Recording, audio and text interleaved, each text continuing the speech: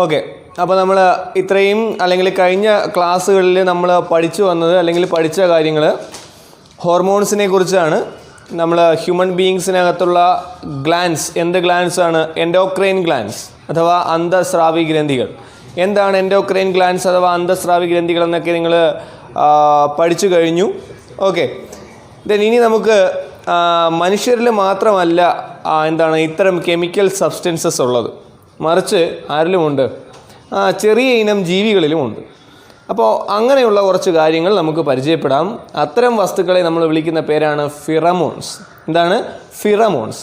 അപ്പോൾ എന്താണ് ഫിറമോൺ എന്ന് ചോദിച്ചു കഴിഞ്ഞാൽ പറയുക, നമ്മുടെ ചുറ്റുപാടുമുള്ള ചില ഇനം ജീവികൾ അവരുടെ ശരീരത്തിന് പുറത്തേക്ക് അല്ലെങ്കിൽ ബോഡിക്ക് പുറത്തേക്ക്, ഔട്ട്സൈഡ് ദി ബോഡി, പ്രൊഡ്യൂസ് ചെയ്യുന്ന ചില കെമിക്കൽ സബ്സ്റ്റൻസസിനെ അല്ലെങ്കിൽ രാസവസ്തുക്കളെ വിളിക്കുന്ന പേരാണ് ഫിറമോൺസ്. അപ്പോൾ നമ്മുടെ ചുറ്റുപാടുമുള്ള ജീവികൾ അവയുടെ ശരീരത്തിന് പുറത്തേക്ക് സ്രവിപ്പിക്കുന്ന അല്ലെങ്കിൽ പ്രൊഡ്യൂസ് ചെയ്യുന്ന സർട്ടൻ കെമിക്കൽസിനെ നമ്മൾ വിളിക്കുന്ന പേരാണ് ഫിറമോൺസ്. അതിനെ നമ്മൾ ഹോർമോൺസ് എന്നല്ല വിളിക്കുക, അതിനെന്തെന്നാണ് വിളിക്കുക? ഫിറമോൺസ് എന്നാണ് വിളിക്കുക. Okay, clear. ഇനി എന്തിനു വേണ്ടിയിട്ടാണ് ഇങ്ങനെയുള്ള ജീവികൾ ഫിറമോൺസ് പ്രൊഡ്യൂസ് ചെയ്യുന്നത്? നിങ്ങൾ ഏതെങ്കിലും ഫിറമോണുള്ള ജീവികളെ കണ്ടിട്ടുണ്ടോ എന്ന് ചോദിച്ചു കഴിഞ്ഞാൽ നിങ്ങൾ ഡെയിലി കാണുന്നതാണ് ഉറുമ്പിൻ്റെ പുറകിൽ ഇരിക്കുന്ന ബൾജ് ചെയ്തിരിക്കുന്ന ഒരു പോർഷൻ നിങ്ങൾ കണ്ടിട്ടുണ്ട്. അത് ഫിറമോണാണ്. അതൊരു ഫിറമോണിന് എക്സാമ്പിളാണ്, നമുക്ക് വേണമെങ്കിൽ പറയാം. തേനീച്ചയുടെ പുറകിലും അതുപോലെ ഉണ്ട്, അതും ഫിറമോണാണ്. അത് അതിൻ്റെ ശരീരത്തിന് പുറത്തേക്ക് സ്രവിപ്പിക്കുന്ന ഒരു കെമിക്കൽ സബ്സ്റ്റൻസ് ആണ്. അതിനെ നമ്മൾ ഫിറമോൺ എന്നാണ് വിളിക്കുക. ഓക്കെ, ഇനി എന്താണ് ഇതുകൊണ്ടുള്ള പ്രയോജനം? എന്താണ്, അല്ലെങ്കിൽ എന്തിനു വേണ്ടിയിട്ടാണ് ഈ ഫിറമോൺ അത് സെക്രീറ്റ് ചെയ്യുന്നത്? എന്തെങ്കിലും ആവശ്യം കാണുമല്ലോ. അപ്പോൾ ഒന്ന്, അതിനൊരു പാത്വേ മനസ്സിലാക്കാൻ, അല്ലെങ്കിൽ ജീവികളുടെ പാത്വേ അല്ലെങ്കിൽ അതിൻ്റെ സഞ്ചാരപാത മനസ്സിലാക്കാൻ ഇത് ഉപയോഗിക്കും. നിങ്ങൾ ശ്രദ്ധിച്ച് കാണും, വീട്ടിലൊക്കെ അല്ലെങ്കിൽ ഭിത്തിയിലൂടെ ഉറുമ്പുകൾ പോകുന്നത് കണ്ടിട്ടുണ്ടാവും, അല്ലെങ്കിൽ തറയിലൂടെ ഉറുമ്പുകൾ പോകുന്നത് കണ്ടിട്ടുണ്ടാവും. അതിനൊരു സഞ്ചാരപാതയുണ്ട്, ഒരു പാത്വേ ഉണ്ട്. അത് വരി വരിയായിട്ടാണ് പോകുന്നത്. സ്കൂൾ വിട്ടിട്ട് കുട്ടികൾ വരി വരിയായിട്ട് പോകുന്ന പോലെയാണ് ഉറുമ്പുകൾ പോകുന്നത്. അത് മുന്നേ പോകുന്ന ഉറുമ്പുകളെ അത് കണ്ടിട്ടാണോ പോകുന്നത്? അല്ല. ഈ കെമിക്കൽ സബ്സ്റ്റൻസ്, അതായത് ഫിറമോൺസിൻ്റെ പ്രസൻസ് ഉള്ളത് കൊണ്ടാണ് അതെന്ത് ചെയ്യുന്നത്? ഒന്നിനു പുറകെ മറ്റൊന്നായിട്ട് സഞ്ചരിക്കുന്നത്. നിങ്ങളിനി വല്ല വെള്ളം കൊണ്ടോ അല്ലെങ്കിൽ മറ്റെന്തെങ്കിലും വസ്തു കൊണ്ടോ അതിൻ്റെ സഞ്ചാരപാത ഒന്ന് തടസ്സപ്പെടുത്തി നോക്കിക്കേ.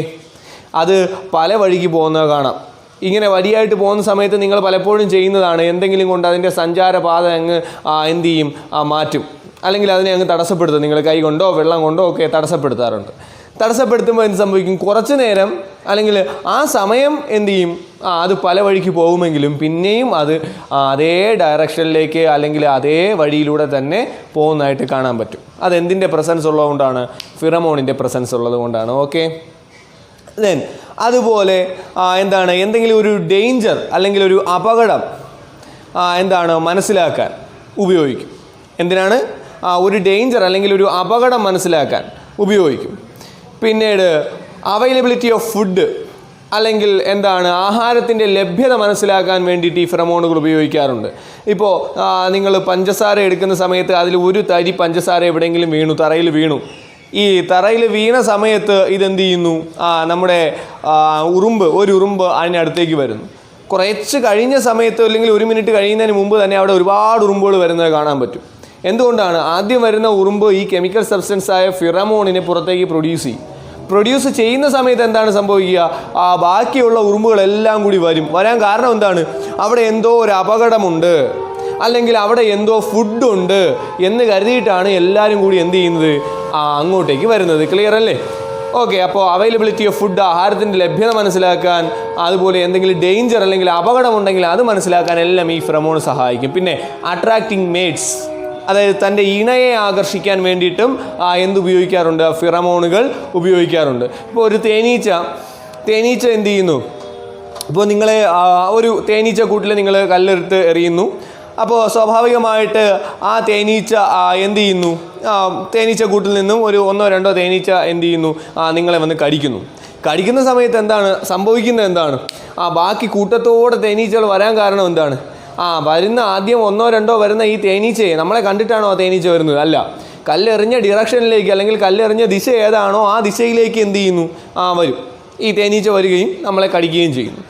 ഈ കടിക്കുമ്പോൾ എന്ത് സംഭവിക്കും? അതിൻ്റെ പുറകിൽ അല്ലെങ്കിൽ അതിൻ്റെ പുറകിലിരിക്കുന്ന ഈ ഫിറമോൺ നമ്മൾ അതിനെ കൊല്ലുന്ന സമയത്ത് അവിടെ അങ്ങ് സ്പ്രെഡ് ആവുകയും ബാക്കിയുള്ള തേനീച്ചകളെല്ലാം കൂടി എന്ത് ചെയ്യുകയും ചെയ്യും? അതിൻ്റെ പ്രസൻസ് മനസ്സിലാക്കുകയും അവിടെ എന്തോ ഡേഞ്ചറുണ്ട്, അപകടമുണ്ട് എന്ന് മനസ്സിലാക്കുകയും എന്ത് ചെയ്യുന്നു? നമ്മളെല്ലാം കൂടെ വന്ന് അറ്റാക്ക് ചെയ്യുകയും ചെയ്യുകയാണ് ചെയ്യുന്നത്.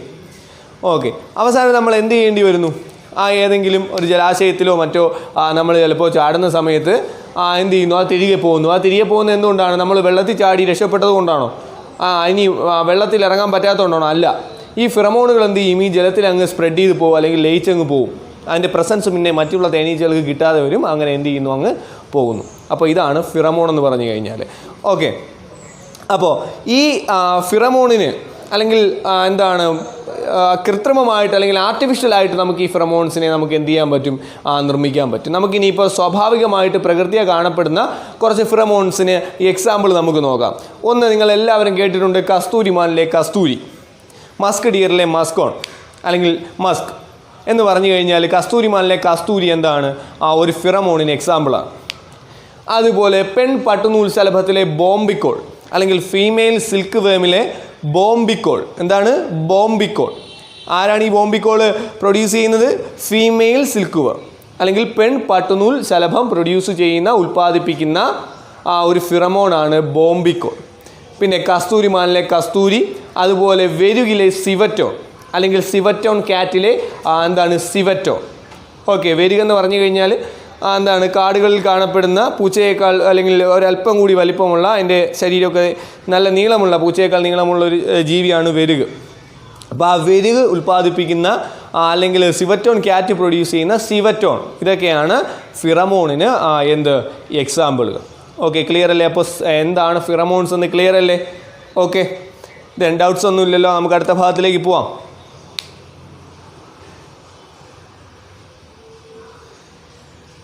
ഓക്കെ, ദെൻ നമ്മളിനി പറയുന്നത് പ്ലാന്റ് ഹോർമോൺസിനെ കുറിച്ചാണ്, അല്ലെങ്കിൽ സസ്യങ്ങളിൽ കാണപ്പെടുന്ന ഹോർമോൺസിനെ കുറിച്ചാണ്. ഇതിൻ്റെ ഏറ്റവും പ്രധാനപ്പെട്ട പ്രത്യേകത അല്ലെങ്കിൽ ഫിറമോണിൻ്റെ പ്ലാന്റ് ഹോർമോണിൻ്റെ ഏറ്റവും പ്രധാനപ്പെട്ട പ്രത്യേകത എന്തെന്നാൽ പബ്ലിക് പരീക്ഷയ്ക്ക് ഉറപ്പായിട്ട് ചോദിക്കുന്ന ചോദ്യമാണ് പ്ലാന്റ് ഹോർമോൺസ്. ഇതിൽ നിന്നും ഒരു ക്വസ്റ്റ്യൻ ഇല്ലാതെ നമ്മുടെ പബ്ലിക് പരീക്ഷയുടെ ക്വസ്റ്റ്യൻ പേപ്പർ നിങ്ങൾക്ക് എടുത്തു നോക്കിയാൽ കാണാൻ കഴിയില്ല. അതുകൊണ്ട് അത്രയും ഇമ്പോർട്ടൻ്റ് ആയിട്ടുള്ള ഒരു ഭാഗമാണ് പ്ലാന്റ് ഹോർമോൺസ് അല്ലെങ്കിൽ സസ്യ ഹോർമോണുകൾ എന്ന് പറയുന്ന ഭാഗം. ഓക്കെ, 2-3 മാർക്കിനാണ് എന്ത് ചെയ്യുന്നത് ചോദിച്ചിട്ടുള്ളത് പ്ലാന്റ് ഹോർമോൺസ് പബ്ലിക് പരീക്ഷയ്ക്ക് ചോദിച്ചിട്ടുള്ളത്. ഒരു പബ്ലിക് പരീക്ഷയുടെ 2 വർഷം മുമ്പുള്ള പബ്ലിക് പരീക്ഷയുടെ ആദ്യത്തെ ചോദ്യം പ്ലാന്റ് ഹോർമോണിൽ നിന്നായിരുന്നു. ഓക്കെ, അപ്പോൾ നമുക്ക് പ്ലാന്റ് ഹോർമോണുകളെ കുറിച്ച് നോക്കാം. എന്തിനായിരുന്നു ഹ്യൂമൻ ബീയിങ്സിനകത്ത് ഹോർമോൺ ഉള്ളത്? നമ്മുടെ എന്ത് മെയിൻറ്റെയിൻ ചെയ്യാൻ, നമ്മുടെ മെറ്റബോളിക് ആക്ടിവിറ്റീസ് അല്ലെങ്കിൽ നമ്മുടെ ഉപാപചയ പ്രവർത്തനങ്ങളെ നിയന്ത്രിക്കുവാൻ വേണ്ടിയിട്ടാണ് മനുഷ്യരിൽ ഹോർമോൺസിൻ്റെ പ്രസൻസ് ഉണ്ടായിരുന്നത്. എന്നാൽ അപ്പോൾ പ്ലാന്റ്സിൽ എന്തിനായിരിക്കും? ഇതേപോലെ തന്നെയാണ്. പ്ലാന്റ്സിനകത്ത് നടക്കുന്ന മെറ്റബോളിക് ആക്ടിവിറ്റീസ് അല്ലെങ്കിൽ പ്ലാന്റ്സിനകത്ത് നടക്കുന്ന ഉപാപചയ പ്രവർത്തനങ്ങളെ അല്ലെങ്കിൽ അതിനുള്ളിൽ നടക്കുന്ന എല്ലാ പ്രവർത്തനങ്ങളെയും നിയന്ത്രിക്കാൻ വേണ്ടി തന്നെയാണ് ഇവിടെയും എന്തുള്ളത്?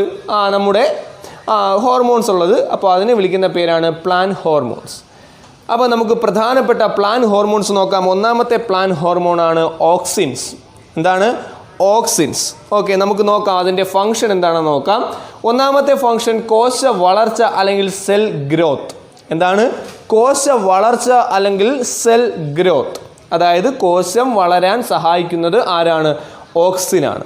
ഓക്കെ, സെൽ ഡിവിഷൻ കോശ ദീർഘീകരണത്തിന് സഹായിക്കുന്നതും ഓക്സിനാണ്. അപ്പോൾ എന്തിനാണ് ഓക്സിൻ സഹായിക്കുന്നത്? ഒന്ന് കോശ വളർച്ച അല്ലെങ്കിൽ സെൽ ഗ്രോത്ത്. ദെൻ കോശ ദീർഘീകരണം അല്ലെങ്കിൽ സെൽ ഇലോങ്ങേഷൻ. എന്താണ് കോശ ദീർഘീകരണം? ഒരു കോശം ഇങ്ങനെ ഉള്ള ഒരു കോശം അത് എന്ത് ചെയ്യുന്നു? ഇങ്ങനെ പതിയെ നീളം വയ്ക്കുന്നു. ആ പ്രോസസ്സിനെ അല്ലെങ്കിൽ അതിന് നമ്മൾ വിളിക്കുന്ന പേരാണ് കോശ ദീർഘീകരണം. ഓക്കെ, അതുപോലെ കോശ വളർച്ച എന്ന് പറഞ്ഞു കഴിഞ്ഞാൽ കോശം വളരുന്ന പ്രക്രിയ അല്ലെങ്കിൽ എന്ത് ചെയ്യുന്നു? കോശം വളരുന്നത് കൊണ്ടാണ് പ്ലാന്റും അല്ലെങ്കിൽ ഡിവൈഡ് ചെയ്യുന്നത് കൊണ്ടാണ് പ്ലാന്റും എന്ത് ചെയ്യുന്നത്? നീളം വയ്ക്കുന്നതും വണ്ണം വയ്ക്കുന്നതും എല്ലാം. ഇപ്പോൾ ഓക്സിൻ്റെ ഒന്നാമത്തെ ധർമ്മം കോശ വളർച്ച അല്ലെങ്കിൽ സെൽ ഗ്രോത്ത്. 2 കോശ ദീർഘീകരണം അല്ലെങ്കിൽ സെൽ ഇലോങ്ങേഷൻ. എന്താണ് സെൽ ഇലോങ്ങേഷൻ എന്ന് ചോദിച്ചു കഴിഞ്ഞാൽ പറയുക സെല്ലിന് നീളം വയ്ക്കുന്ന പ്രോസസ്സ് അല്ലെങ്കിൽ എന്താണ് പ്രവർത്തനം, അതിനെ വിളിക്കുന്ന പേരാണ് സെൽ ഇലോങ്ങേഷൻ. അടുത്ത ഫംഗ്ഷൻ നോക്കാം. അഗ്രമുകുളത്തിൻ്റെ വളർച്ച. എന്താണ് അഗ്രമുകുളം? ഒരു പ്ലാന്റ് നിങ്ങൾ എടുത്ത് നോക്കിക്കഴിഞ്ഞു കഴിഞ്ഞാൽ അതിൻ്റെ ഏറ്റവും അഗ്രഭാഗം അതാണ് അഗ്രമുകുളം. ഇപ്പോൾ ചെറിയൊരു ചെടി ഇരിക്കുകയാണ്, അപ്പോൾ ആ ചെറിയൊരു ചെടിയുടെ ഏറ്റവും മുകളിൽ ഉള്ള ഭാഗം അതാണ് അതിൻ്റെ അഗ്രമുകുളം അല്ലെങ്കിൽ ടെർമിനൽ ബഡ് അല്ലെങ്കിൽ എപ്പിക്കൽ ബഡ് എന്നൊക്കെ നിങ്ങൾ വിളിക്കും. നിങ്ങൾ പഠിച്ചിട്ടുണ്ട്, 8ാം ക്ലാസ്സിലൊക്കെ പഠിച്ചിട്ടുണ്ട്, മെരിസ്റ്റം പഠിച്ചിട്ടുണ്ട്. എന്താണ് മെരിസ്റ്റം? സസ്യങ്ങളുടെ കാണ്ഡത്തിൻ്റെയും അതുപോലെ വേരിൻ്റെയും സ്റ്റെമ്മിൻ്റെയും റൂട്ടിൻ്റെയും ടിപ്പിൽ കാണപ്പെടുന്ന സെല്ലാണ് മെരിസ്റ്റം. അതുപോലെ പ്ലാന്റിൻ്റെ സ്റ്റെമ്മിൻ്റെ ടിപ്പിൽ അല്ലെങ്കിൽ റൂട്ടിൻ്റെയൊക്കെ ടിപ്പിൽ കാണപ്പെടുന്ന ഒരു ഹോർമോൺ ഓക്സിനാണ്. എന്തിനു വേണ്ടിയിട്ടാണ്? അഗ്രമുകുളത്തിൻ്റെ വളർച്ച അല്ലെങ്കിൽ ടെർമിനൽ ബഡിൻ്റെ ഗ്രോത്ത് എന്ത് ചെയ്യുന്നു? പ്രൊമോട്ട് ചെയ്യുന്നു അല്ലെങ്കിൽ വളരെയധികം കൂട്ടുന്നത് കൊണ്ട് തന്നെ പ്ലാൻ ഗ്രോത്ത് നടക്കുന്നു അല്ലെങ്കിൽ സസ്യ വളർച്ച വളരെ പെട്ടെന്ന് നടക്കാൻ സഹായിക്കുന്ന ഹോർമോണാണ് ഓക്സിൻ. അടുത്ത ഫംഗ്ഷൻ നമുക്ക് നോക്കാം. ഫലരൂപീകരണം, ഫ്രൂട്ട് ഫോർമേഷൻ. അതായത് ഒരു സസ്യത്തിൽ ഫലങ്ങൾ ഉണ്ടാകാൻ സഹായിക്കുക എന്ന ഫംഗ്ഷൻ കൂടി ആര് ചെയ്യുന്നുണ്ട്? ഓക്സിൻ എന്ന് പറയുന്ന സസ്യ ഹോർമോണ് ചെയ്യുന്നുണ്ട്. ഓക്കെ അല്ലേ? ദെൻ നമുക്ക് 2ാമത്തെ ഹോർമോണിലേക്ക് പോകാമല്ലോ. സൈറ്റോകിനിൻ. എന്താണ് സൈറ്റോകിനിൻ? ഈ സൈറ്റോകിനിൻ്റെ ഏറ്റവും വലിയ പ്രത്യേകത എപ്പോഴും ഓക്സിനുമായി ചേർന്ന് പ്രവർത്തിക്കുന്ന ഒരു സസ്യ ഹോർമോണാണ് സൈറ്റോകിനിൻ. സൈറ്റോകിനിൻ എപ്പോഴും മിക്കവാറും ഉള്ള സാഹചര്യങ്ങളിലും ആരുമായി ചേർന്നായിരിക്കും, ഒത്തൊരുമിച്ചായിരിക്കും പ്രവർത്തിക്കുന്നത്. ഓക്സിനുമായിട്ട് ചേർന്ന് പ്രവർത്തിക്കുന്ന ഒരു സസ്യ ഹോർമോണാണ് ഈ പറയുന്ന സൈറ്റോകിനിൻ. അതിൻ്റെ 1ാമത്തെ ഫംഗ്ഷൻ നോക്കാം. കോശ വളർച്ച. എന്താണ്? Cell growth. അതുപോലെ കോശ വിഭജനം. കോശവിഭജനം എന്താണെന്നറിയാം? Cell division. അതായത് ഒരു സെല്ല് എന്ത് ചെയ്യുന്നു? 2ആയിട്ട് മാറുന്നു. അത് പിന്നെയും എന്ത് ചെയ്യുന്നു? അടുത്ത 2ആയിട്ട് ഇങ്ങനെ മാറുന്നു. ഈ പ്രവർത്തനമാണ് സെൽ ഡിവിഷൻ. സെല്ല് ഡിവൈഡ് ചെയ്താൽ മാത്രമേ പ്ലാൻ ഗ്രോത്ത് നടക്കൂ. നമുക്കറിയാം, നമ്മുടെ സെൽ ഡിവിഷൻ നടന്നാലേ നമുക്ക് വളർച്ച ഉണ്ടാവൂ. അതുപോലെ തന്നെയാണ് പ്ലാന്റിലും സെൽ ഡിവിഷൻ നടക്കണം, കോശം വിഭജിക്കണം. അപ്പോൾ ആ കോശം വിഭജിക്കാൻ സഹായിക്കുന്നത് ആരാണ്? നമ്മുടെ സൈറ്റോകിനിനാണ്. ഓക്കെ, അടുത്ത ഫംഗ്ഷൻ? കോശ വൈവിധ്യവൽക്കരണം അല്ലെങ്കിൽ സെൽ ഡിഫറൻഷിയേഷൻ. എന്താണ്? കോശ വൈവിധ്യവൽക്കരണം അല്ലെങ്കിൽ സെൽ ഡിഫറൻഷിയേഷൻ. എന്താണ് കോശ വൈവിധ്യവൽക്കരണം? നിങ്ങൾ പഠിച്ചിട്ടുണ്ട്. മനുഷ്യൻ്റെ കാര്യത്തിൽ എന്താണ് സെൽ ഡിഫറൻഷിയേഷൻ? സൈഗോട്ട് എന്ന് പറയുന്ന അല്ലെങ്കിൽ ഭ്രൂണം എന്ന് പറയുന്ന ഒരൊറ്റ കോശത്തിൽ നിന്നാണ് മനുഷ്യ ശരീരം ഉണ്ടായത്, അല്ലേ? പുംബീജകോശവും അണ്ഡകോശവും അല്ലെങ്കിൽ സ്പേമും ഓവവും. സ്പേം എവിടെ നിന്നാണ്? പുരുഷന്മാരിൽ നിന്നുള്ള സ്പേമും അതുപോലെ ഫീമെയിൽസിൽ സ്ത്രീകളിൽ നിന്നുള്ള ഓവം അണ്ഡകോശവും തമ്മിൽ ചേരുമ്പോൾ ഉണ്ടാകുന്ന സെല്ലാണ് സൈഗോട്ട് അല്ലെങ്കിൽ സിക്താണ്ഡം. നിങ്ങൾ പഠിച്ചിട്ടുണ്ട്. ഈ സിക്താണ്ഡം ആവർത്തിച്ച് വിഭജിക്കുന്നു. ഒരുപാടായിട്ട് 2 ആകുന്നു, 4 ആകുന്നു, 8 ആകുന്നു. പഠിച്ചിട്ടുണ്ട് അല്ലേ? അങ്ങനെ വിഭജിച്ചുണ്ടാകുന്ന കോശമാണ് ഭ്രൂണം അഥവാ എംബ്രിയോ. ഈ എംബ്രിയോ യൂട്രസിനകത്ത് എന്ത് ചെയ്യുന്നു?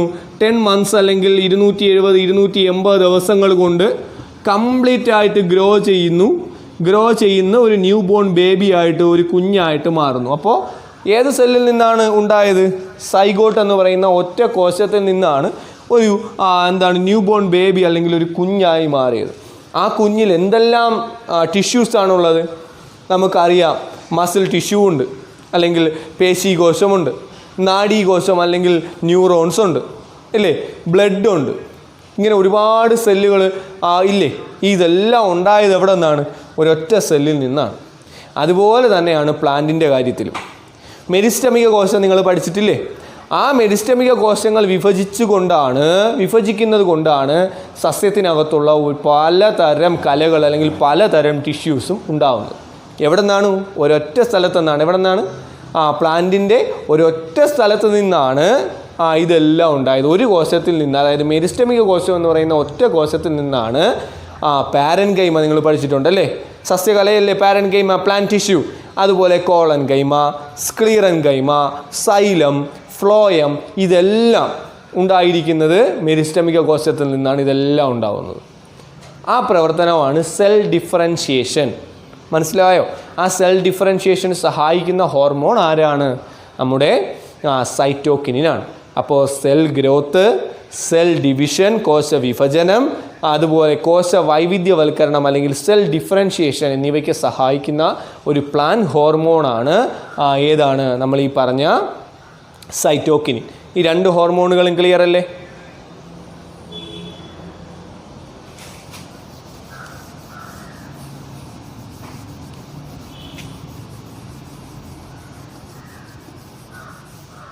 ഓക്കെ, നമുക്ക് അടുത്ത ഹോർമോൺ നോക്കാം. അടുത്ത ഹോർമോണാണ് ജിബർലിനുകൾ. എന്താണ് ജിബർലിൻസ്? ജിബർലിൻ്റെ ഫംഗ്ഷൻ നോക്കിയേ. സംഫൃതാഹാരത്തെ വിഘടിപ്പിച്ച് വിത്ത് മുളയ്ക്കാൻ സഹായിക്കുന്നു. എന്താണ് സംഫൃതാഹാരത്തെ വിഘടിപ്പിച്ച്? അതായത് വിത്തിനുള്ളിലെ സംഫൃത ആഹാരത്തെ, സ്റ്റോർഡ് ഫുഡിനെ, സീഡിനകത്തുള്ള സ്റ്റോർഡ് ഫുഡിനെ വിഘടിപ്പിച്ച് അല്ലെങ്കിൽ അതിനെ എന്ത് ചെയ്ത് വിഘടിപ്പിച്ചുകൊണ്ട് വിത്ത് മുളയ്ക്കാൻ സഹായിക്കുന്നത് ആരാണ്? നമ്മുടെ ജിബർലിനാണ്. കൂടാതെ ഇല വിരിയാനും സഹായിക്കുന്നു. അതായത് പുതിയ ഇലകൾ ഉണ്ടാകാനും സഹായിക്കുന്നത് ആരാണ്? ജിബർലിനുകളാണ്. അപ്പോൾ ജിബർലിനുകൾ എന്തിനെല്ലാം സഹായിക്കുന്നു അല്ലെങ്കിൽ ജിബർലിൻ്റെ ഫംഗ്ഷൻ എന്തൊക്കെയാണ്? വിത്തിനുള്ളിലെ സംഫൃത ആഹാരത്തെ, സീഡിനുള്ളിലെ എന്താണ് സ്റ്റോർഡ് ഫുഡിനെ ഫെസിലിറ്റേറ്റ് ചെയ്യിപ്പിച്ച് അതിനെ വിഘടിപ്പിച്ചുകൊണ്ട് എന്ത് സാധ്യമാക്കുന്നു? വിത്ത് മുളയ്ക്കാൻ കാരണമാകുന്നു. വിത്തിനകത്ത് ആരാണുള്ളത്? നമ്മൾ പഠിച്ചിട്ടുണ്ട്, ഭ്രൂണം അല്ലേ? ആ ഭ്രൂണം വളരണമെങ്കിൽ അവിടെ എന്ത് വേണം? ഈ ഭ്രൂണത്തിന് ആവശ്യമായിട്ടുള്ള പോഷക ഘടകങ്ങൾ കൊടുക്കണം. അത് നിങ്ങൾ പഠിച്ചിട്ടുണ്ട്. എൻഡോസ്പേം എന്നൊക്കെ നിങ്ങൾ കേട്ടിട്ടുണ്ട്. തേങ്ങയ്ക്കുള്ളിലെ തേങ്ങാ വെള്ളം എന്താണ്? എൻഡോസ്പേമാണ്. ആ തേങ്ങാ വെള്ളമാണ് ഭ്രൂണത്തിന് വളരാൻ ആവശ്യമായിട്ടുള്ള കാര്യങ്ങൾ കൊടുക്കുന്നത്. ആ തേങ്ങാ വെള്ളമാണ്.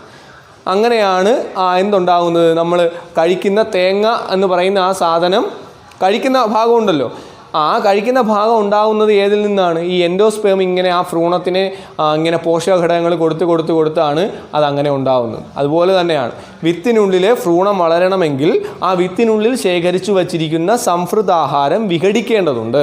അങ്ങനെ വിഘടിച്ചാൽ മാത്രമേ ആ വിത്ത് മുളയ്ക്കുകയുള്ളൂ. അതിന് സഹായിക്കുന്ന ഹോർമോണാണ് ഏതാണ്? ജിബർലിനുകൾ. ഓക്കെ, പിന്നെ ഇല വിരിയാനും അല്ലെങ്കിൽ പുതിയ ലീവ്സ് ഉണ്ടാകാനും സഹായിക്കുന്ന ഹോർമോണാണ് ജിബർലിൻസ്. ഓക്കെ, ക്ലിയർ അല്ലേ? നമുക്ക് അടുത്ത ഹോർമോൺ നോക്കാം. Abscisic acid. അടുത്ത ഹോർമോണാണ് അബ്സിസിക് ആസിഡ്.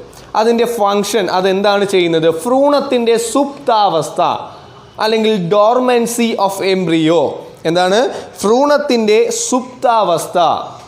എന്താണ് ഭ്രൂണത്തിൻ്റെ സുപ്താവസ്ഥ അല്ലെങ്കിൽ ഡോർമെൻസി? വിത്തിനുള്ളിൽ അല്ലെങ്കിൽ ഭ്രൂണം ഉറങ്ങിക്കിടക്കുന്ന ആ ഒരു അവസ്ഥയെ നമ്മൾ വിളിക്കുന്ന പേരാണ് ഡോർമെൻസി അഥവാ സുപ്താവസ്ഥ. ഡീറ്റെയിൽ ആയിട്ട് പറയുന്നില്ല, ചിലപ്പോൾ നിങ്ങൾക്ക് മനസ്സിലാകണമെന്നില്ല, അതുകൊണ്ടാണ് ഡീറ്റെയിൽ ആയിട്ട് പറയാത്തത് എന്താണ് ഡോർമെൻസി എന്ന്. ഉദാഹരണം പറഞ്ഞു തരാം. ഇപ്പോൾ നിങ്ങളൊരു 50 പയർ വിത്ത് എടുത്തു. ആ 50 പയർ വിത്ത് നിങ്ങൾ നട്ടു, അല്ലെങ്കിൽ ഒരു മണ്ണിൽ അതിനെ കുഴിച്ചിട്ടു. അപ്പോൾ ഈ 50 പയർ വിത്ത് മുളയ്ക്കണമെന്നുണ്ടോ? ഇല്ല. ചിലപ്പോൾ 50-ൽ ഒരു 30 പയർ വിത്ത് മാത്രമേ മുളയ്ക്കത്തുള്ളൂ. അതിന് പല കാരണങ്ങളുണ്ട്. എന്തുകൊണ്ടാണ് ഈ 50 എണ്ണം നട്ടതിൽ 20 എണ്ണം മുളയ്ക്കാത്തത്? എന്താണ്? അതിന് പല റീസൺസ് ഉണ്ട്. അതിൽ ഒരു റീസണാണ് ഡോർമെൻസി അഥവാ സുപ്താവസ്ഥ. എന്താണ് സുപ്താവസ്ഥ എന്ന് ചോദിച്ചു കഴിഞ്ഞാൽ, ഈ വിത്തിനുള്ളിൽ അകത്തിരിക്കുന്ന ഭ്രൂണം അത് മുളച്ചാണ് അതാണ് മുളയ്ക്കേണ്ടത്, വിത്ത് പൊട്ടി പുറത്തേക്ക് വരേണ്ടത്. എന്നാൽ ചില വിത്തുകളിൽ എന്ത് ചെയ്യും? ഈ ഭ്രൂണം ഉറങ്ങിക്കിടക്കും. അതായത് ഇത് പുറത്തേക്ക് വരാതെ ഉറങ്ങിക്കിടക്കുന്നു. അങ്ങനെയാണെങ്കിൽ നമ്മളിനി എത്ര വെള്ളമോ എത്ര വളമോ എത്ര നല്ല ഒരു ടെമ്പറേച്ചർ അല്ലെങ്കിൽ നല്ലൊരു കാലാവസ്ഥയോ ഒരു ക്ലൈമറ്റോ കൊടുത്തു കഴിഞ്ഞാലും എന്ത് ചെയ്യില്ല? ആ വിത്ത് മുളയ്ക്കില്ല. വിത്ത് മുളയ്ക്കാത്തതിന് കാരണം എന്താണ്? ഡോർമെൻസി, അതായത് സുപ്താവസ്ഥ അല്ലെങ്കിൽ സുപ്താവസ്ഥ എന്ന് പറയുന്നതിനുള്ള കാരണം അതാണ്. അപ്പോൾ വിത്തിനുള്ളിൽ ഭ്രൂണം ഉറങ്ങിക്കിടക്കുന്ന ആ ഒരു അവസ്ഥ, അതാണ് സുപ്താവസ്ഥ. അതിനെ കൺട്രോൾ ചെയ്യുന്ന ഹോർമോണാണ് ഏതാണ്? Abscisic acid. ഓക്കെ, ക്ലിയർ ആണല്ലോ? ദെൻ അടുത്ത ഫംഗ്ഷൻ നോക്കിയേ. പാകമായ ഇലകൾ, കായ്കൾ എന്നിവ കൊഴിയാൻ സഹായിക്കുന്നു. ഓക്കെ, മെച്ചറായിട്ടുള്ള കായ്കൾ അല്ലെങ്കിൽ ഫ്രൂട്ട്സും അതുപോലെ ലീവ്സും എന്ത് ചെയ്യാൻ സഹായിക്കുന്നു? കൊഴിയാൻ സഹായിക്കുന്ന ഒരു സസ്യ ഹോർമോണാണ് അബ്സിസിക് ആസിഡ്. അപ്പോൾ പാകമായ സാധനങ്ങൾ കൊഴിഞ്ഞു പോകേണ്ടതുണ്ട്, അതിന് സഹായിക്കുന്ന ഹോർമോണാണ് നമ്മൾ പറഞ്ഞ അബ്സിസിക് ആസിഡ്. ഓക്കെ, അപ്പോൾ അവസാനത്തെ പ്ലാന്റ് ഹോർമോൺ, സസ്യ ഹോർമോൺ നമുക്ക് നോക്കാം. എഥിലീൻ. ഒരു പരീക്ഷയ്ക്ക് ചോദിച്ചിട്ടുള്ളതാണ് എഥിലീൻ. സസ്യത്തിൽ വാതക രൂപത്തിൽ കാണപ്പെടുന്ന അല്ലെങ്കിൽ ഗേഷ്യസ് ഫോമിൽ കാണപ്പെടുന്ന ഒരേ ഒരു പ്ലാന്റ് ഹോർമോൺ ഏത്? ആൻസർ എഥിലീനാണ്. അപ്പോൾ എഥിലീൻ എന്താണ് ചെയ്യുന്നത്? അപ്പോൾ എഥിലീൻ എന്താണ് ചെയ്യുന്നത്? സസ്യത്തിൽ വാതക രൂപത്തിലാണ് കാണപ്പെടുന്നത്. അപ്പോൾ സസ്യത്തിൽ വാതക രൂപത്തിൽ ഗേഷ്യസ് ഫോമിൽ കാണപ്പെടുന്ന പ്ലാന്റ് ഹോർമോൺ ഏത്? ആൻസർ എഥിലീനാണ്. എന്താണ് എഥിലീൻ്റെ ഫങ്ഷൻ? ഇലകളും ഫലങ്ങളും പാകമാകാൻ സഹായിക്കുക. അതായത് ലീവ്സും ഫ്രൂട്ട്സും എന്താവാൻ സഹായിക്കുക? പാകമാകാൻ അല്ലെങ്കിൽ മെച്ചുർ ആവാൻ സഹായിക്കുക. ഓക്കെ. അല്ലെങ്കിൽ അതിനെ എന്താണ് പഴുക്കാൻ സഹായിക്കുന്നത്? എഥിലീനാണ്. ഓക്കെ, വിളവെടുക്കാൻ വേണ്ടി. കൂടിയ അളവിലായാൽ ഇലകളും പഴങ്ങളും അല്ലെങ്കിൽ ഫലങ്ങളും കൊഴിയാൻ കാരണമാകും. ഓക്കെ, അത് കോമൺ സെൻസ് ആണ്, നിങ്ങൾക്ക് ചിന്തിച്ചാൽ മനസ്സിലാവും. അതായത് എഥിലീൻ എന്തിനാണ് സഹായിക്കുന്നത്? ഇലകളും ഫലങ്ങളും എന്താണ് പാകമാകാൻ സഹായിക്കും അല്ലെങ്കിൽ പഴുക്കാൻ സഹായിക്കും. അപ്പോൾ ഇതിൻ്റെ അളവ് കൂടിപ്പോയാൽ എന്ത് സംഭവിക്കും? ഇതെല്ലാം കൊഴിഞ്ഞു പോകും. ഇലകളും ഫലങ്ങളും എന്ത് ചെയ്യും? കൊഴിഞ്ഞു പോകും. ഇത്രയേ ഉള്ളൂ എഥിലീൻ. ഉദാഹരണം പറയുകയാണെങ്കിൽ നിങ്ങൾ എന്താണ് വാഴക്കുല, ഈ വാഴക്കുല എന്ത് ചെയ്യുക? 2 വാഴക്കുല എടുക്കുക. 2 എണ്ണവും എന്ത് ചെയ്യുക? എന്താണ് കടയിലൊക്കെ കെട്ടി തൂക്കിയിട്ടിരിക്കുന്നത് കണ്ടിട്ടുണ്ടാവുമല്ലോ. അതുപോലെ വീട്ടിൽ എന്ത് ചെയ്യുക? പഴുപ്പിക്കാൻ വേണ്ടി കെട്ടി തൂക്കിയിട്ടിട്ടുണ്ട് നിങ്ങളെല്ലാവരും. ഓക്കെ, അപ്പോൾ അതിൽ ഒരെണ്ണം ചാക്ക് ഉപയോഗിച്ച് മൂടുക, ഒരെണ്ണം ചാക്ക് ഉപയോഗിക്കാതെ വെറുതെ എന്ത് ചെയ്യുക? മൂടുക. ആദ്യം പഴുക്കുന്നത് ഏതായിരിക്കും? അല്ലെങ്കിൽ ആദ്യത്തെ ഫലം പഴുക്കുന്നത് എപ്പോഴും ചാക്കിൽ മൂടി ഇരിക്കുന്ന എന്താണ് ആ ഫലമായിരിക്കും, അല്ലെങ്കിൽ ആ വാഴക്കുലയിലെ ഫലങ്ങളായിരിക്കും ആദ്യം പഴുക്കുക. കാരണം എന്താണ്? നമ്മൾ ഏകദേശം എന്താണ് വിളഞ്ഞ് പാകമായതിന് ശേഷമല്ലേ മുറിക്കത്തുള്ളൂ. ആ മുറിച്ചതിന് ശേഷമാണ് നമ്മൾ എന്താണ് അതിനെ കെട്ടി തൂക്കിയത് ഇല്ലേ? അപ്പോൾ ഒന്ന് ചാക്ക് വെച്ച് മൂടി, ഒന്ന് അല്ലാതെ ഇട്ടു. അപ്പോൾ ചാക്ക് വെച്ച് മൂടിയതാണ് ആദ്യം പഴുക്കുന്നത്. കാരണം എന്താണ്? ആ സമയത്ത് ഉണ്ടാകുന്ന ഹോർമോൺ ഏതാണ്? എഥിലീനാണ്. ഈ എഥിലീൻ എന്ത് ചെയ്യും? ഒരുപാടുണ്ടാവും. ചാക്ക് വെച്ച് മൂടിയതാണെങ്കിൽ എന്ത് സംഭവിക്കും? ഈ എഥിലീൻ എങ്ങും പോകത്തില്ല, ഈ ചാക്കിനകത്ത് തന്നെ കിടക്കും. ഒരു ഫലം പഴുക്കുമ്പോൾ അതിൽ നിന്ന് ഒരുപാട് എഥിലീൻ ഇങ്ങനെ ഫോം ചെയ്യും. അത് ആ ചാക്കിനകത്ത് തന്നെ കെട്ടി നിൽക്കുകയും ബാക്കിയുള്ള ഫലങ്ങളെ വളരെ വേഗം പഴുപ്പിക്കുകയും ചെയ്യും. എന്നാൽ മറ്റേതാണെങ്കിൽ സാവധാനം മാത്രമേ എന്ത് ചെയ്യത്തുള്ളൂ? ഫലങ്ങൾ പഴുക്കുകയുള്ളൂ. ഇനി ഈ ചാക്ക് നിങ്ങൾ അഴിക്കാതിരുന്നാലോ? ഒരാഴ്ച എടുത്തു, എല്ലാ പഴങ്ങളും നന്നായി പഴുത്തു കഴിഞ്ഞു, എന്നിട്ട് നിങ്ങൾ ചാക്ക് എന്ത് ചെയ്തില്ല? അഴിച്ചില്ല. അങ്ങനെ വെച്ച് കഴിഞ്ഞാൽ എന്ത് ചെയ്യും? എഥിലീൻ്റെ അളവ് ഒരുപാട് കൂടും. ആ ചാക്കിനകത്ത് ഒരുപാട് കൂടിക്കഴിഞ്ഞാൽ എന്ത് ചെയ്യും? ഇതെല്ലാം കൊഴിഞ്ഞു പോകും. ചാക്ക് എടുക്കുമ്പോൾ തന്നെ, അല്ലെങ്കിൽ നമ്മൾ ചെറുതായിട്ട് തൊടുമ്പോൾ തന്നെ ഇത് അങ്ങ് താഴെ വീഴുന്നതായിട്ട് നിങ്ങൾ കണ്ടിട്ടുണ്ടാവും. അതെന്തുകൊണ്ടാണ്? അവിടെ എഥിലീൻ്റെ അളവ് കൂടുതലായതുകൊണ്ടാണ്. ഓക്കെ, അപ്പോൾ ഇത്രയും പ്ലാന്റ് ഹോർമോൺസ്, 5 പ്ലാന്റ് ഹോർമോൺസ് ആണ് നമ്മൾ ഏതൊക്കെയാണ് പഠിച്ചത്. ഫസ്റ്റ് വൺ ഓക്സിൻ ഇല്ലേ? ഓക്സിൻ എന്താണ് ചെയ്തത്? കോശ വളർച്ച, അതുപോലെ കോശ ദീർഘീകരണം, cell growth, cell elongation, cell നീളം വയ്ക്കുന്ന പ്രോസസ്സ്, അതാണ് സെൽ ഇലോങ്ങേഷൻ, അതിന് സഹായിച്ചു. പിന്നെ അഗ്രമുകുളത്തിൻ്റെ വളർച്ച, അതായത് ടെർമിനൽ ബഡ് അല്ലെങ്കിൽ എപ്പിക്കൽ ബഡിൻ്റെ വളർച്ച, ഗ്രോത്ത് പ്രൊമോട്ട് ചെയ്യുന്നു. അതായത് സസ്യം പെട്ടെന്ന് നീളം വയ്ക്കാൻ സഹായിക്കുന്നത് ആരാണ്? ഓക്സിൻസ് ആണ്. അതുപോലെ ഫലരൂപീകരണം അല്ലെങ്കിൽ ഫ്രൂട്ട് ഫോർമേഷന് സഹായിക്കുന്ന ഹോർമോൺ ഓക്സിനാണ്. അടുത്ത് നമ്മൾ പറഞ്ഞു സൈറ്റോകിനിൻ. നമ്മൾ പറഞ്ഞു എപ്പോഴും ഓക്സിനുമായിട്ട് ചേർന്ന് പ്രവർത്തിക്കുന്ന ഒരു ഹോർമോണാണ് സൈറ്റോകിനിൻ. കോശ വളർച്ച, സെൽ ഗ്രോത്ത്, അതുപോലെ സെൽ ഡിവിഷൻ, കോശത്തിൻ്റെ വിഭജനം, സെൽ ഡിഫറൻഷിയേഷൻ അല്ലെങ്കിൽ കോശ ദീർഘീകരണം, ഇവയ്ക്ക് സഹായിക്കുന്ന ഒരു പ്ലാന്റ് ഹോർമോൺ, ഒരു സസ്യ ഹോർമോണാണ് സൈറ്റോകിനിൻ. അടുത്ത് നമ്മൾ പറഞ്ഞു ജിബർലിനുകൾ നമ്മൾ പറഞ്ഞു സംഫൃതാഹാരത്തെ, വിത്തിനുള്ളിനകത്തുള്ള സ്റ്റോർഡ് ഫുഡിനെ, സംഫൃതാഹാരത്തെ വിഘടിപ്പിച്ചുകൊണ്ട് വിത്ത് മുളപ്പിക്കാൻ സഹായിക്കുന്ന ഹോർമോണാണ് ഈ പറഞ്ഞ ജിബർലിനുകൾ. ഓക്കെ, പിന്നെ ഇല വിരിയാൻ, പുതിയ ഇലകൾ ഫോം ചെയ്യാൻ സഹായിക്കും ജിബർലിനുകൾ. ഓക്കെ, അടുത്ത അബ്സിസിക് ആസിഡ് ആണ്. ഭ്രൂണത്തിൻ്റെ സുപ്താവസ്ഥ അല്ലെങ്കിൽ ഡോർമെൻസി ഓഫ് എംബ്രിയോ, അതായത് വിത്തിനുള്ളിൽ ഭ്രൂണം ഉറങ്ങിക്കിടക്കുന്ന പ്രോസസ്സ്, അതാണ് ഡോർമെൻസി. അതിന് സഹായിക്കുന്നത് അബ്സിസിക് ആസിഡാണ്. പാകമായ ഇലകളും കായ്കളും എന്ത് ചെയ്യാൻ? കൊഴിയാൻ സഹായിക്കുന്നു, അല്ലെങ്കിൽ മെച്ചുറായിട്ടുള്ള ലീവ്സും ഫ്രൂട്ട്സും കൊഴിയാൻ സഹായിക്കുന്നത് ആരാണ്? അബ്സിസിക് ആസിഡാണ്. ദെൻ നമ്മൾ പറഞ്ഞു ലാസ്റ്റ് ഹോർമോൺ നമ്മൾ പറഞ്ഞു എഥിലീൻ. എന്താണ് എഥിലീൻ? പ്ലാന്റ്സിൽ ഗേഷ്യസ് ഫോമിൽ കാണപ്പെടുന്ന ഒരേ ഒരു പ്ലാന്റ് ഹോർമോണാണ് എഥിലീൻ. ഓക്കെ, എന്തിനാണ് സഹായിക്കുന്നത്? ഇലകളും ഫലങ്ങളും എന്ത് ചെയ്യാൻ? പാകമാകാൻ അല്ലെങ്കിൽ പഴുക്കാൻ സഹായിക്കുന്നത് എഥിലീനാണ്. കൂടിയ അളവിൽ വന്നു കഴിഞ്ഞാൽ എന്ത് ചെയ്യുന്നു? ഇലകളും ഫലങ്ങളും കൊഴിയാൻ കാരണമാകുന്നു. ഇത്രയുമാണ് പ്ലാന്റ് ഹോർമോൺ. ഇതിൽ നിന്നുള്ളൊരു ചോദ്യം ഉറപ്പാണ്, ഈ പാഠഭാഗത്തിൽ നിന്നും ഉറപ്പാണ്. ഓക്കെ, ഇത്രയും ഭാഗം ക്ലിയർ ആണോ? എന്തെങ്കിലും ഡൗട്ട്സ് ഉണ്ടെങ്കിൽ എന്താണ് ചോദിക്കുക. പോവാലോ.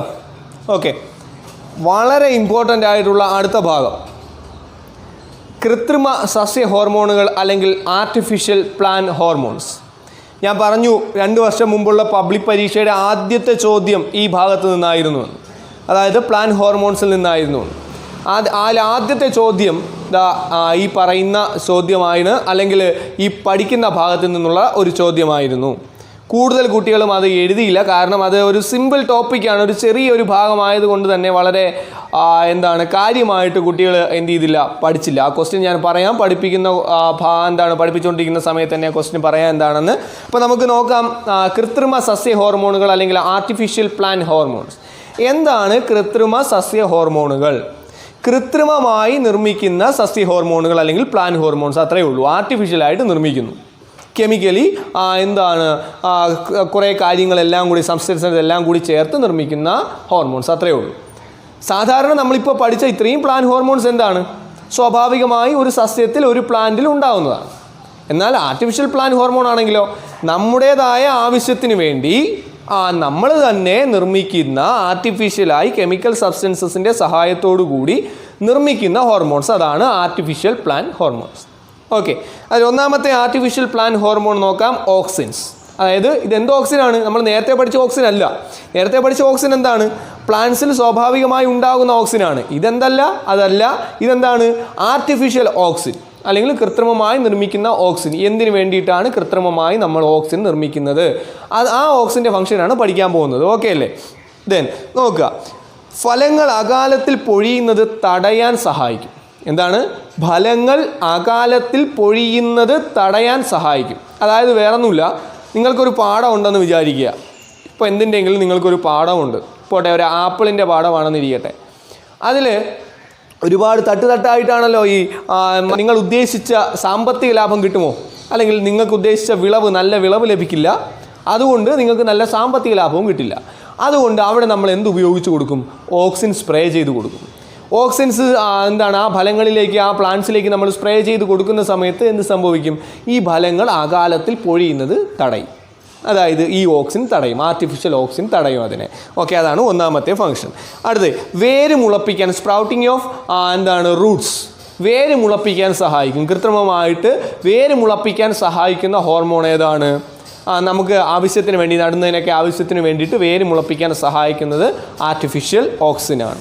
ഓക്കെ, ദെൻ അടുത്ത ഫംഗ്ഷൻ നോക്കിക്കേ, കളകളെ നശിപ്പിക്കാൻ വേണ്ടിയിട്ട് ഉപയോഗിക്കും ആർട്ടിഫിഷ്യൽ ഓക്സിൻ.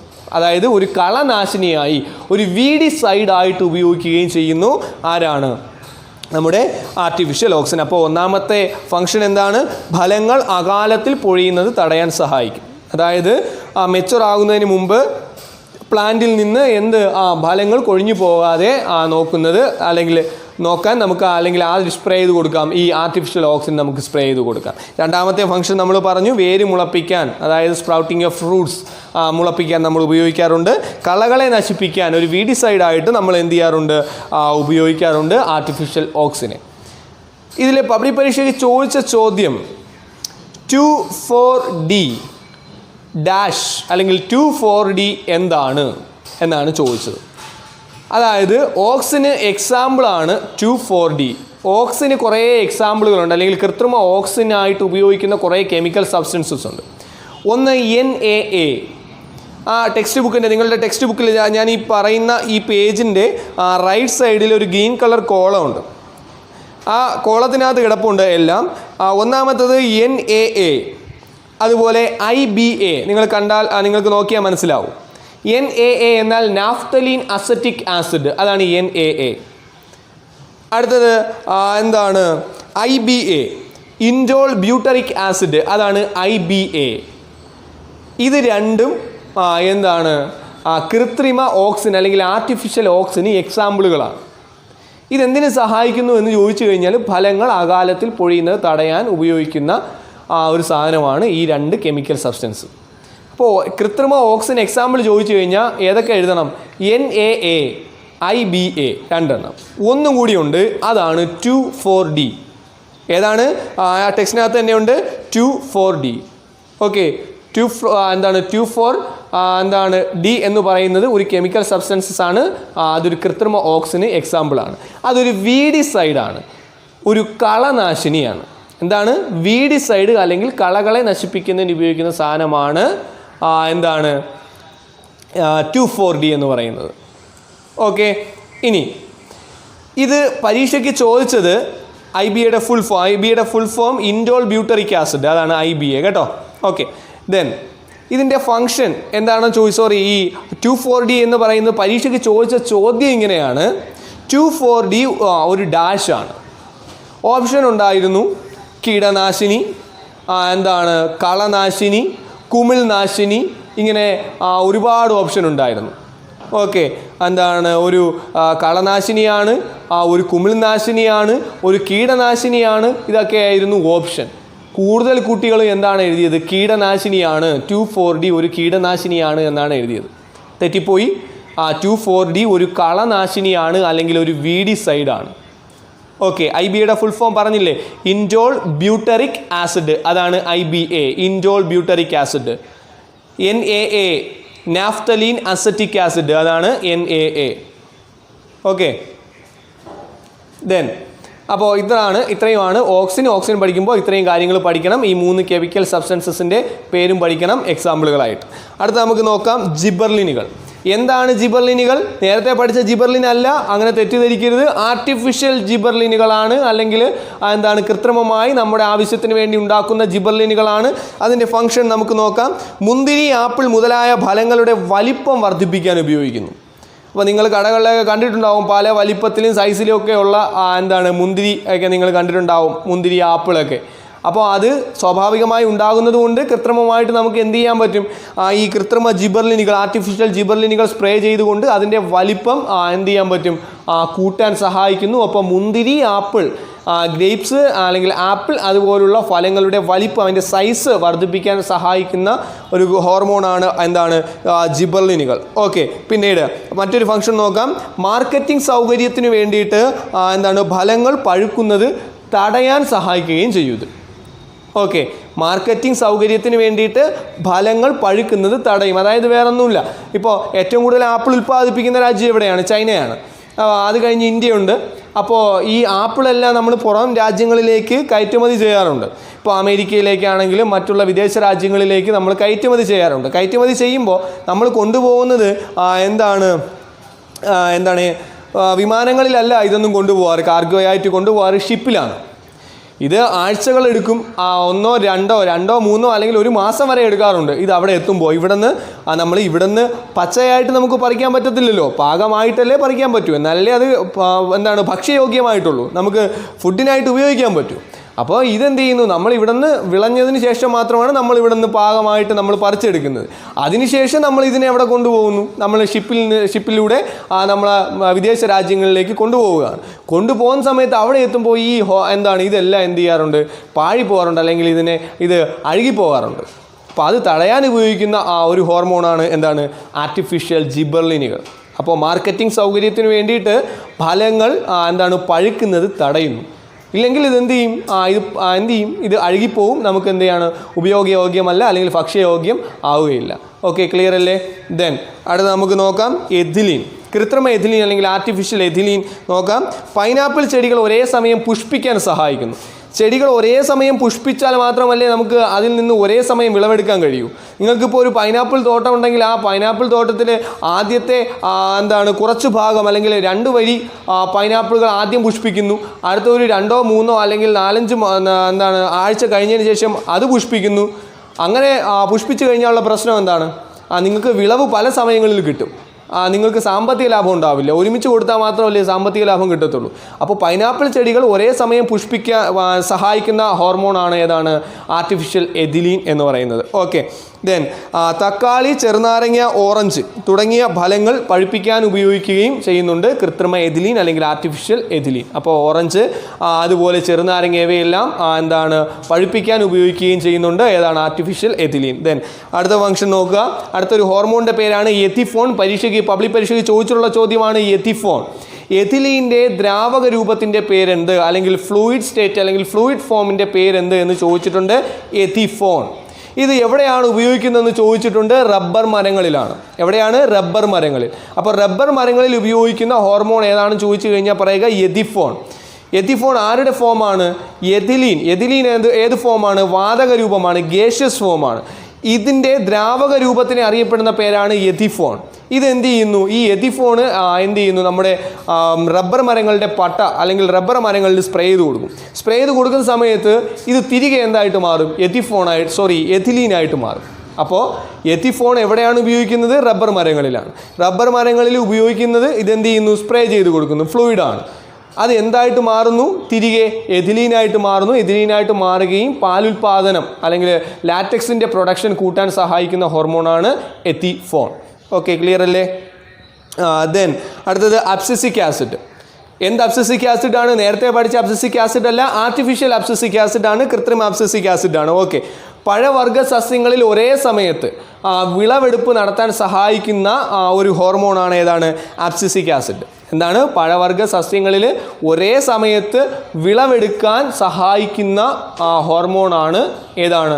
നമ്മൾ ഈ പറഞ്ഞ അബ്സിസിക് ആസിഡ്. ഓക്കെ, അപ്പോൾ ഇത്രയുമാണ് ആർട്ടിഫിഷ്യൽ പ്ലാന്റ് ഹോർമോൺസ്. ക്ലിയർ ആയിട്ട് എന്ത് ചെയ്യുക? പഠിക്കുക. ഓക്കെ.